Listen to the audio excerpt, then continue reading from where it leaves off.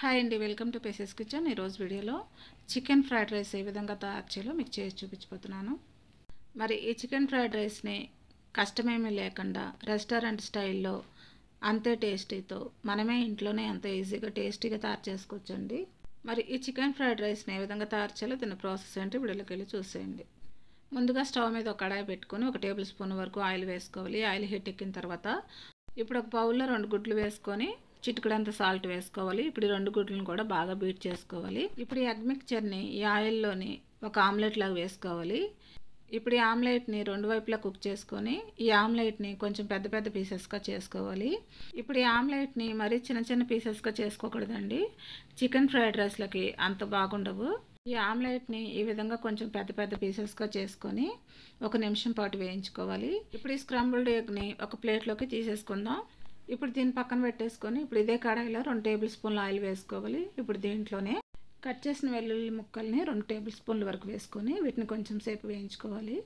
ఇప్పుడు దీంట్లోనే 200 గ్రాములు బోన్లెస్ చికెన్ తీసుకొని చిన్న చిన్న ముక్కలుగా కట్ చేసుకొని ఇప్పుడు ఈ చికెన్ని ఈ ఆయిల్లో వేసుకొని 2 నిమిషాలు లో టు మీడియం ఫ్లేమ్లో ఫ్రై చేసుకోవాలి. ఇప్పుడు ఈ చికెన్లో ఉన్న నీరంతా పోయేంత వరకు 2 నిమిషాలు ఫ్రై చేసుకోవాలి. ఇప్పుడు ఈ చికెన్ 2 నిమిషాలు ఫ్రై చేసుకున్న తర్వాత ఇప్పుడు దీంట్లోనే కట్ చేసుకున్న స్ప్రింగ్ ఆనియన్ వైట్ 2 టేబుల్ స్పూన్ల వరకు వేసుకోవాలి.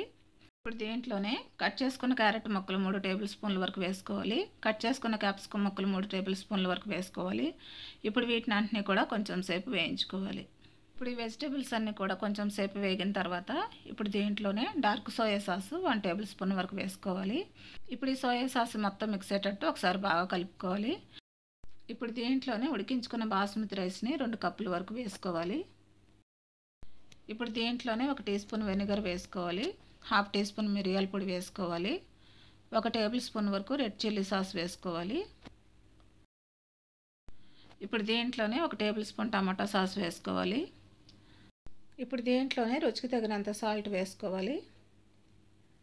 ఇప్పుడు వీటిని అన్నిటిని కూడా మొత్తం మిక్స్ అయ్యేటట్టు ఒకసారి బాగా కలుపుకోవాలి.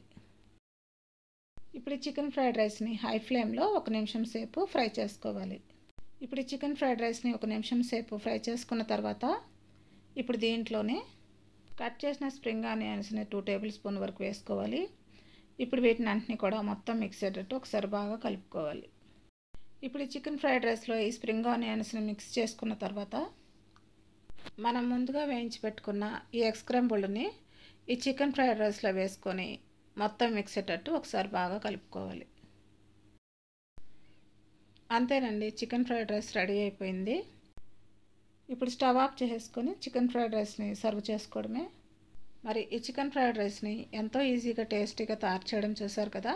మరి ఈ చికెన్ ఫ్రైడ్ రైస్ని రెస్టారెంట్ స్టైల్లో అంతే టేస్టీతో ఇంట్లోనే ఎంతో ఈజీగా టేస్టీగా తయారు చేసుకోవచ్చండి.